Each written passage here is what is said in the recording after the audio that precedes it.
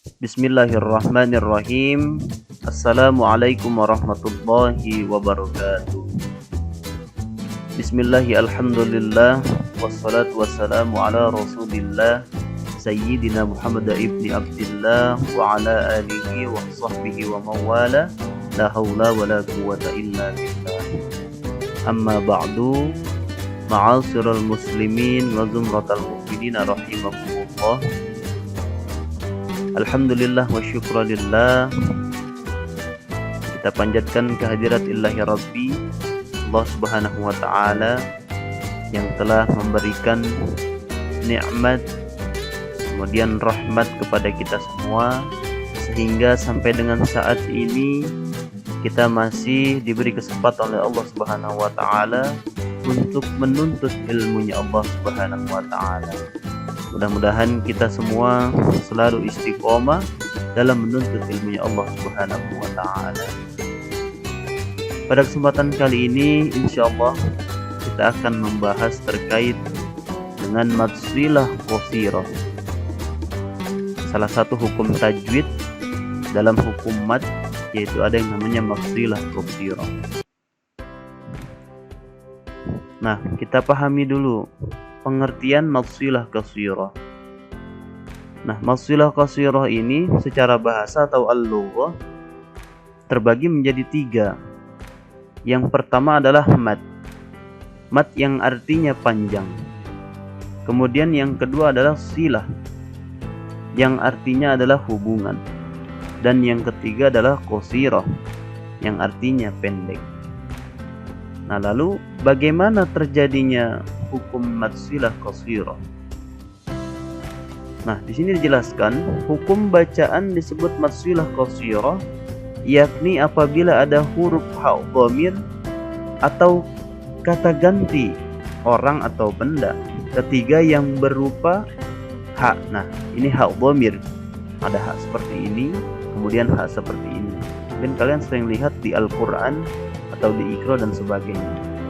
Nah, berada sesudah huruf hidup yang berharokat dan sesudahnya tidak bertemu atau dihubungkan dengan huruf bersukun gitu, ataupun huruf bertasydid dan atau huruf alif. Ya. Jadi saya ulangi. Jadi hukum bacaan madsilah qasirah ini terjadi apabila ada huruf ha dhamir. Ha dhamir ini yang ini ya, seperti ini. Ha dhamir. Baik itu fathah, kasrah atau dhammah. Nah, kemudian berada sesudah huruf hidup. Huruf hidup itu huruf yang berharokat. Contohnya alif harokatnya fathah, jadi a. Dan sesudahnya tidak bertemu atau dihubungkan dengan huruf bersukun. Jadi tidak boleh bertemu atau dihubungkan dengan huruf yang sukun atau huruf bertasydid atau huruf alif. Nanti lebih lanjutnya kita bisa lihat di contoh. Lalu kemudian bagaimana cara membacanya? Nah, cara membaca madsilah qasirah dipanjangkan sampai 1 alif atau 2 harokat, atau seperti yang sering kita belajar yaitu hukum maf'ulihi panjangnya, jadi 2 harokat. Nah, ini salah satu contoh madsilah qasirah. Ada 5. Yang pertama, Bismillahirrahmanirrahim. Fa akhraja bihi minats tsamarati rizqan lakum. Nah, di sini ada fa akhraja bihi. Nah, ini ha dhamir. Dibacanya 2 harokat. Fa akhraja bihi minats tsamarati rizqan lakum. Oke, lanjut contoh kedua. Bismillahirrahmanirrahim.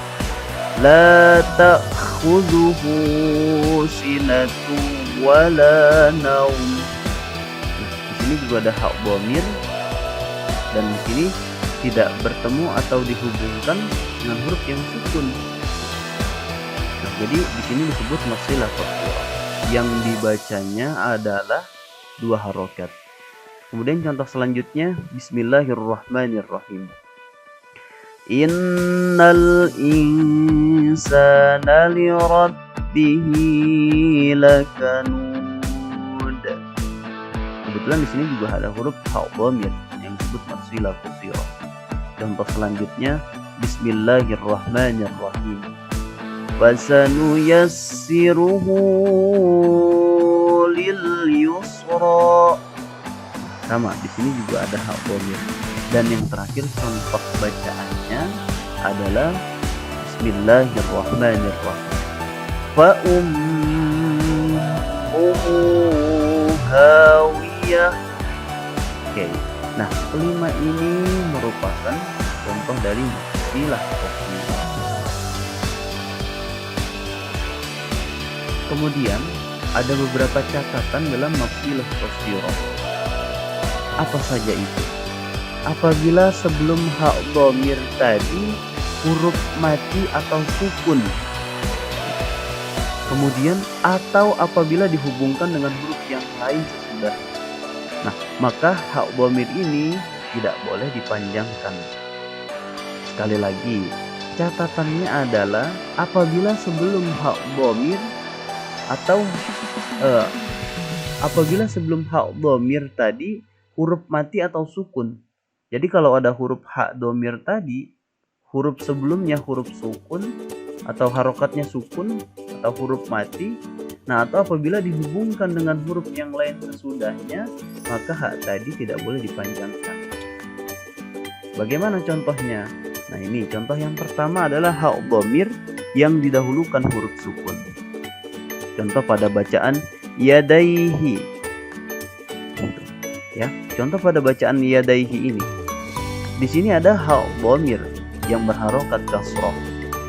Nah, kemudian sebelumnya ada huruf ya, akan tetapi berharokat sukun atau huruf ya sukun atau ya mati. Nah, ini tidak boleh dipanjangkan, tidak boleh seperti ini. Yadaihi, nggak boleh. Akan tapi bacanya seperti apa? Yadaihi, nggak boleh yadaihi. Itu salah. Kemudian selanjutnya ada di bacaan wajh. Sama, ja ini ada harokat sukunnya atau ja mati atau ja sukun.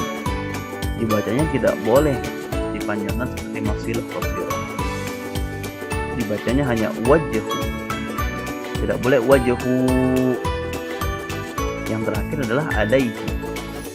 Sama, sebelum ha dhamir ini ada huruf mati, yaitu ya sukun. Nah, jadi catatan yang pertama adalah ha dhamir yang didahulukan huruf sukun tidak boleh dipanjangkan. Kemudian catatan selanjutnya apa? Yang kedua adalah ha dhamir yang dihubungkan dengan huruf lain.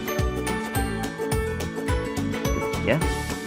Contohnya di sini ada annahul haqq.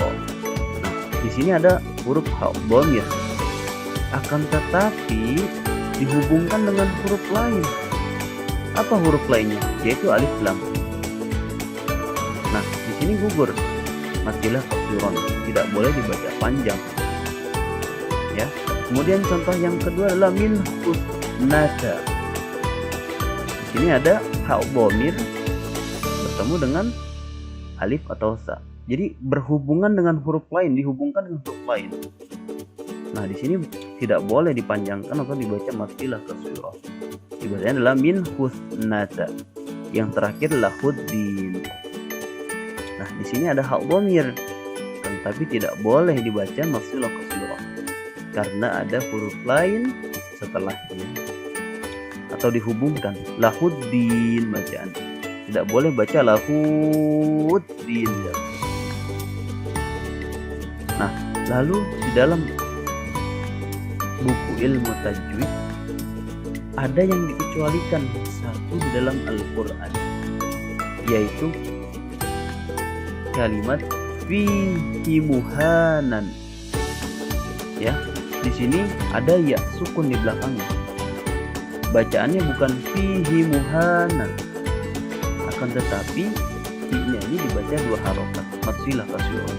Fihi muhanan. Nah, ini satu di dalam Al-Quran. Jadi kurang lebih seperti itu terkait dengan mafsilah qasirah. Kemudian coba kita latihan. Yang pertama, apa yang kalian ketahui tentang mafsilah qasirah yang dijelaskan tadi? Kemudian yang kedua, cari 3 contoh mafsilah qasirah di dalam Al-Quran. Ayo, sekali lagi. Yang pertama, untuk latihan kalian, apa yang kalian ketahui tentang mafsilah qasirah? Kemudian yang kedua, cari 3 contoh mafsilah qasirah di dalam Al-Quran. Terima kasih semuanya. Syukron jazilan. Syukron jazilan. Jazakumullahu khairan katsiran. Mudah-mudahan kita semua selalu diberi kesehatan Allah Subhanahu wa taala dan diberi keistiqomahan dalam menuntut ilmu Allah Subhanahu wa taala. Subhanakallahumma wa bihamdika asyhadu an la ilaha illa anta astaghfiruka wa atubu ilaik. Wassalamualaikum warahmatullahi wabarakatuh.